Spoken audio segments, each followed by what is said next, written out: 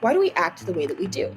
Is it our thoughts or perhaps something else? For a long time, biology was believed to be the thing that made who we were, our nature. But then a kind of radical idea came along. What if instead of our biology, it was our environment, our nurture? For example, you feel sick when you smell seafood because of that time you got food poisoning. Or you get really chipper when you wake up because you know you have your morning coffee on the way. These aren't random, they're learned responses. My name is Josephine, and this is the heart of the behavioral perspective, which is what I'll be explaining today. This perspective was built on the work of John B. Watson, but there's also some important names to know to best understand it. Those are Ivan Pavlov, John B. Watson, naturally, and B.F. Skinner.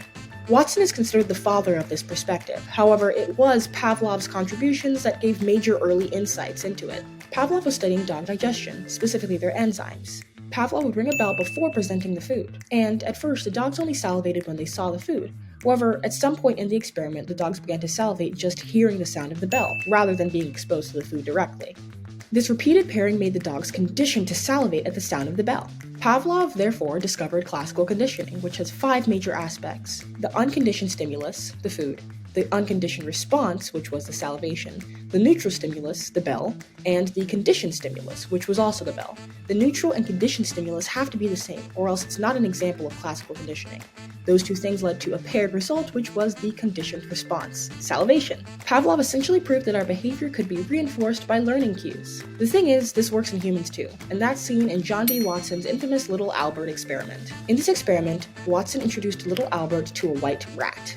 Albert was initially curious, but eventually Watson paired seeing the rat with hearing a really loud, scary noise from a pipe he was banging on. Eventually, Albert attributed hearing the rat to hearing that loud and scary noise, and soon became immediately fearful, crying when he saw the white rat. It wasn't just the rat that influenced him, though. It was any fuzzy thing, and soon Albert had been conditioned to just be afraid of things with fur. Of course, now we know that this experiment is highly unethical, but it did show this powerful learning tool in humans. There's a fascinating part to this too. I've also been conditioning you. Did you notice? When you heard this sound, you saw this color. Your brain made a connection. So were you thrown off when you heard this and saw that? That feeling of confusion is your own conditioned brain in action. So, the next time that you instinctively grab your phone after you hear a notification, or get a rush of adrenaline after seeing a buy one get one free sale, consider how your environment conditions you to behave in specific ways. Because it's not magic, it's the behavioral perspective.